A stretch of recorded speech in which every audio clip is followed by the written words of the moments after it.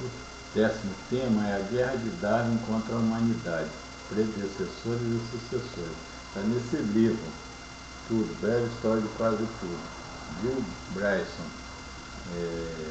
do Big Bang ao Homo sapiens, Companhia das Letras, no estrangeiro 2003 e no Brasil, São Paulo, Companhia das Letras 2005. Então, na página 390 para 391, o autor coloca: o aumento no suprimento de alimentos jamais conseguiria acompanhar o crescimento da população por motivos matemáticos. Foi Thomas Malthus que colocou isso. Não é verdade.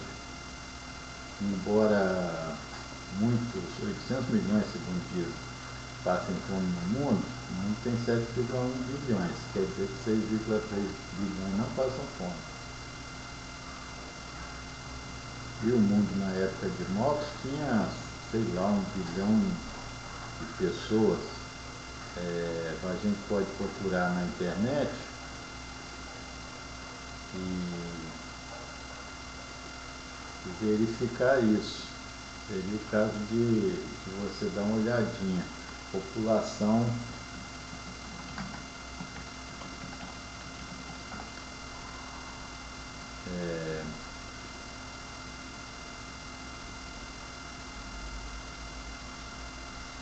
evolução da população mundial do século XVII ao século XXI. Então a gente pode perguntar para o Thomas Malthus e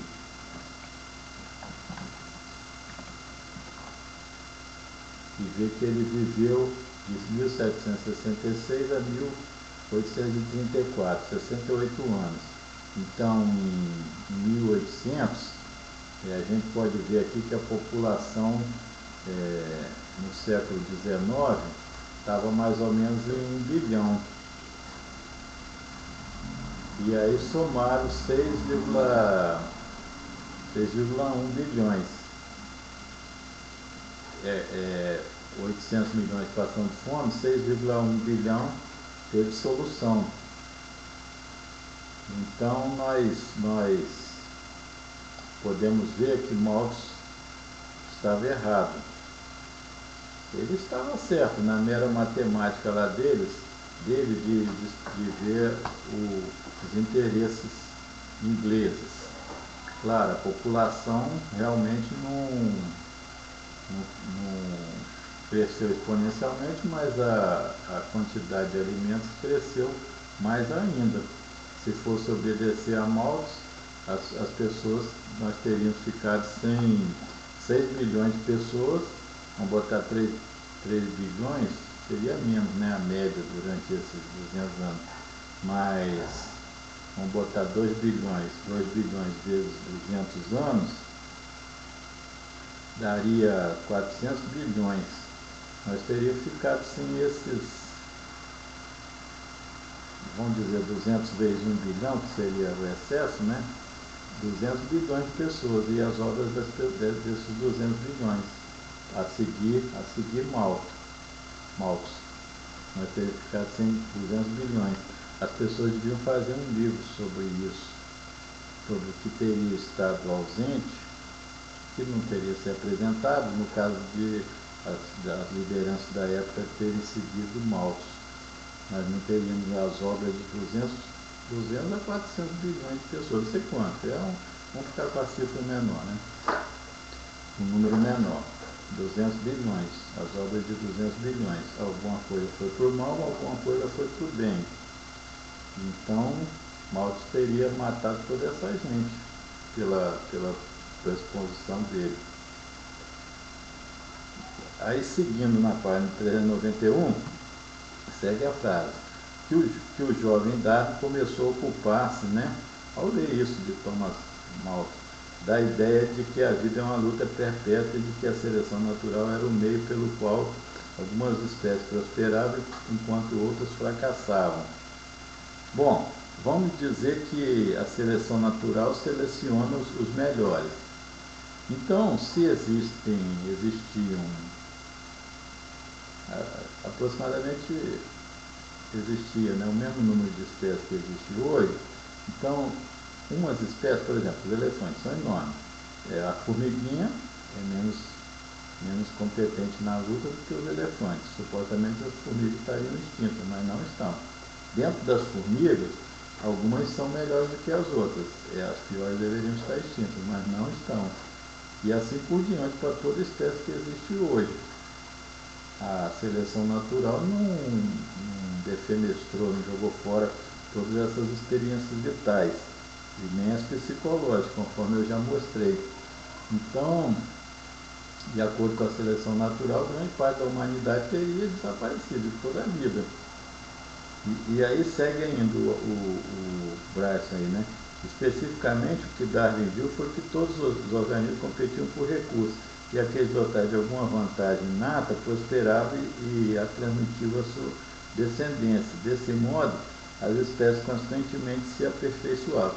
Peguemos uma nação que está em condição desfavorável agora na África.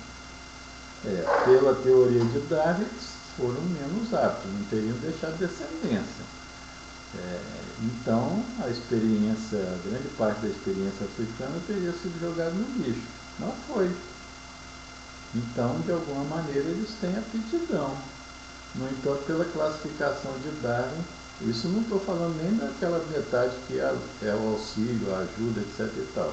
Estou falando somente dentro da luta. Do lado do auxílio, nós temos, né, auxílio no Rollweiss eletrônico. Contribuição secundária para a realização de uma tarefa, ajuda, assistência, cooperação e aí segue. Né? Subsídio, reforço, acudir, socorro, etc. Tudo aquilo que eu já li ali. Todo esse socorro que existe para 50%, luta auxílio, a parte do socorro 50%, a parte da luta 50%. Dentro da luta é que eu estou falando que, por exemplo, a Namíbia era um país que na época de Darwin, 1850, era desprestigiado. Ele lançou a seleção natural em 1859. Era um país desprestigiado, como ainda não é o primeiro mundo, então deveria ter sido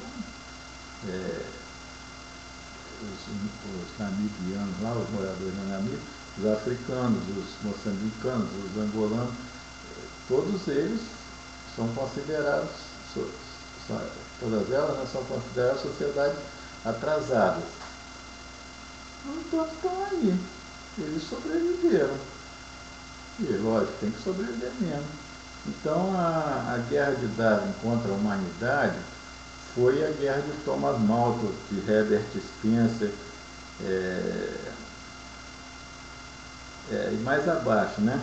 O interessante é que Darwin não empregou a expressão sobrevivência do mais apto em nenhum de seus trabalhos, embora expressar sua admiração por ela. A expressão foi cunhada em 1864, 5 anos após a publicação de As Origens das Espécies, por Herbert Spencer, em Principles of Biology. Não sei pronunciar. Bom, tampouco ele empregou a palavra evolução, Darwin, né, em suas obras até a sexta edição da Origem, quando o seu uso estava tão disseminado que não dava mais para resistir, preferindo descendência com modificação. Teria sido muito mais esperto, descendência com modificação. Teria sido uma teoria científica adequada. Mas como ficou, luta pela sobrevivência mais apta, é um traste, é uma inutilidade meteórica, tendente a exterminar a humanidade, uma força de dissensão dentro da guerra de Darwin. Adam Smith, que fez coisas boas, Thomas Malthus, que não fez coisas boas, Darwin, T.H. Huxley,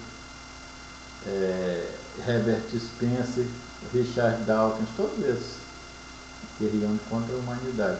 Isso não vem dele, vem de Copérnico, esse arrastamento, esse puxamento da humanidade para baixo, Thanatos, o princípio da morte, o autoflagelamento.